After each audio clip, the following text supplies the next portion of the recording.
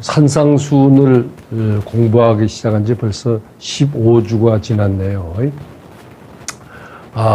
이제 오늘 드디어 7번째 복인 평화를 이루는 사람이라고 표준 번역에는 번역을 했고, 옛날 우리가 읽던 그 개역 성경에는 화평케 하는 자라고 그렇게 번역을 했습니다.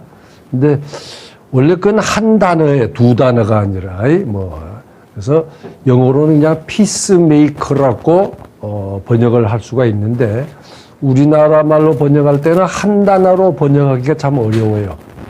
그러니까 뭐 평화 일꾼이랄까요? 하여튼 뭐 그렇게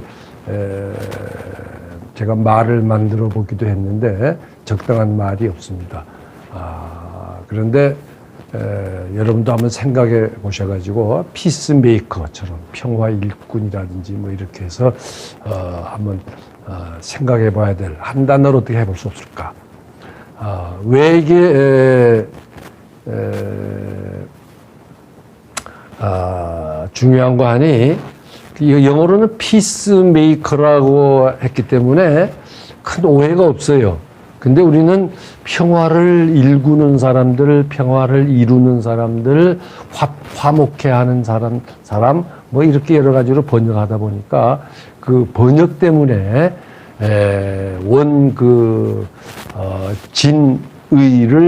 진의를 파악하는데 좀 이렇게 헤매이게 만들어요.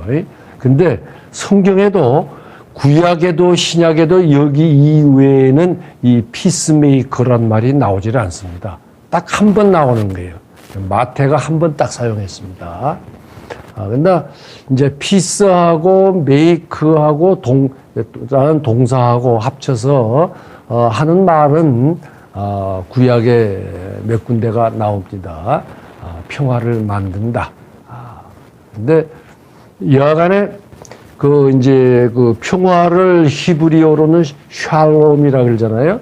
이제 그리스어로는 에이레네라고 이렇게 했는데, 이 샬롬은 마치 우리나라 사람들이 아침에 일어나 서로 만나면 안녕히 주무셨습니까? 안녕하십니까? 하는 그 안녕이란 겁니다.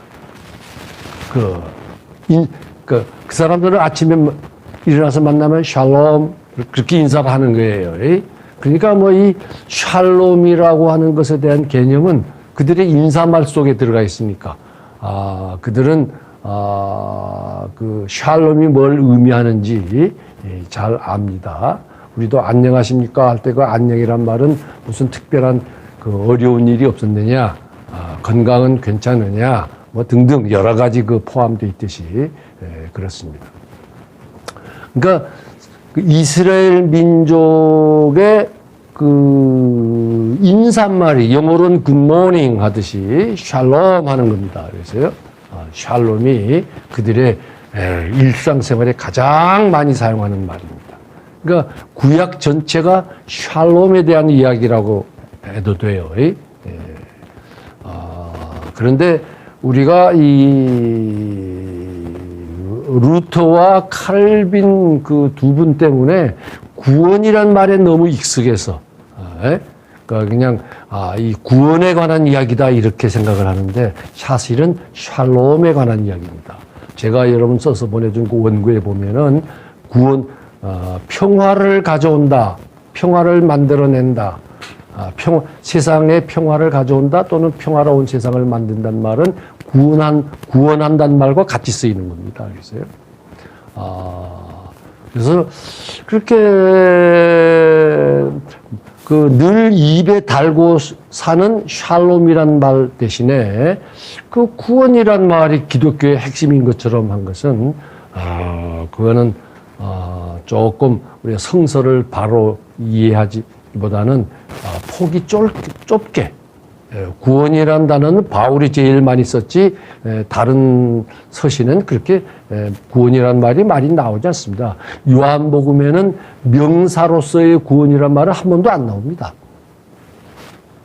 동사로서는 2번인가 나오는데 마태복음에도 7번밖에 안 나옵니다. 그런데 그 바울의 그 제일 많이 사용한 신약 성서에 나오는 그 구원이란 말의 3분의 1을 바울이 사용합니다. 그것도 로마서에 제일 많이 나와요. 그러니까 샬롬입니다. 성서는 샬롬을 얘기하는 거고 이스라엘 민족의 소망이 샬롬입니다. 평화입니다. 그래서 이 팔복이든지 십복이든지 평화를 위해서 일하는 사람, 이 세상에 평화를 가져오기 위해서 평화로운 세상을 만들기 위해 사는 사람은 복 있나니 저희가 하나님의 아들, 딸이라고 자녀라고 불리울 거다. 뭐 복 중에 최고의 복이죠. 하나님의 아들과 딸이 되는 게. 그리고 그 하나님의 자녀, 영어로 children of God이라 그럴 때 그 children, 하나님의 자녀란 말은 이스라엘 민족을 가리키는 말이었습니다. 그래서 그러니까 이제 누구나 이스라엘 혈통상으로 이스라엘 민족이 아니더라도 누구나 평화를 이 세상에 가져오기 위해서 사는 사람은 그 하나님의 자녀라는 거예요. 그건 예수님이 하나님의 아들인 것과 같은 거죠. 그래서 바울도 예수님을 우리와 비교할 때 우리의 맏형이라 그랬습니다. 우리도 하나님의 자녀니까 맏형이라 그랬어요. 근데 이 평화를 위해서 살아야 된다. 이 한마디를 하기 위해서 그 앞에 마음이 가난한 사람, 애통하는 사람, 온유한 사람, 하나님의 정의가 이 땅 위에 이렇게 충만하기를 바라는 마음, 그 다음에 순결한 마음, 이 모두가 이 평화 때문에 온 겁니다. 그런 마음을 가지고 그런 자세를 가지고 살아야 되는 이유는, 그런 마음을 먼저 가져야 되는 이유는 평화를 위해서 일하기 위해서입니다. 이 말 한마디를 하기 위해서 그 앞에 6가지 복이 나오는 겁니다. 그 다음에 그 뒤에 나오는 복은 평화를 위해서 일하는 사람은 그 사람들은 어떤 운명이 기다리고 있느냐? 십자가라고 하는 운명이 기다리고 있다는 얘기를 8번째 복으로 하고 끝을 내는 겁니다. 그러니까 평화입니다. 구약성서 전체가 평화요, 신약성서 전체가 평화요, 성경 전체가 이 세상에 어떻게 평화를 가져올까? 요한복음에서는 그렇게 얘기했죠. 하나님이 이 세상을 사랑하사, 영어로는 world입니다. 우리를 사랑하사, 인간을 사랑하사가 아닙니다.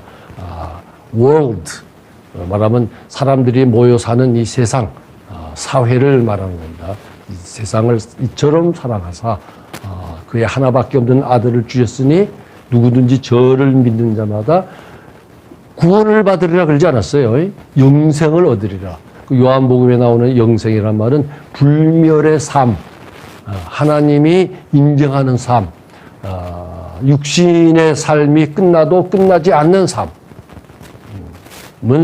말하는 겁니다. 하나님이 세상을 이처럼 사랑하사 독생자를 주셨으니 누구든지 저를 믿는 자마다, 누구든지란 말은 유대 민족이 아니더라도 혈통상으로 어떤 민족에 속하든지, 그래서 이 영생을 얻는다 그래요. 영원한 생명을 얻는다. 마태는 하나님의 자녀라고 자녀가 된다고 그래요. 그러니까 이 평화. 그런데 이 마태나 신약에서 말하는 평화는 당시 로마가 제일 자랑하는 게 평화였어요. 로마가 세계를 다 정복해서 이제 그 제국이 된 다음에 세계를 지배하면서 자기네 로마의 법은 정의의 법이라고 했어요. justice. 그래서 이 정의의 자기네가 만든 법은 그래서 정의의 법이기 때문에 그 정의의 법이 곧 세상에 평화를 가져왔다. 사실 그 모든 민족을 다 정복하고 나서 더 이제 전쟁할 일이 없어요. 전쟁으로 이룩한 정복으로 이룩한 평화인데 그들은 법, 정의의 로마의 정의로운 법을 온 모든 그 이제 피지배 민족에 다 적용시켰어요. 그런데 그 법은 그리고 누구를 위한 법이냐? 로마를 위한 법이고 로마 내에서도 귀족 계급, 엘리트, 로마의 소위 말하면 엘리트들을 위한 정의의 법이었어요. 그래도 하여튼 그들은 동전에 이렇게 만들어 새길 때 동전 쪽에 피스란 단어와 저스티스란 단어를 이렇게 두 개의 단어를 새겨 넣습니다. 그래서 로마가 자랑하는 것이 우리는 이 세계의 평화를 가져왔다. 이제 전쟁이 없는 시대를 세계를 가져왔다 그거였어요.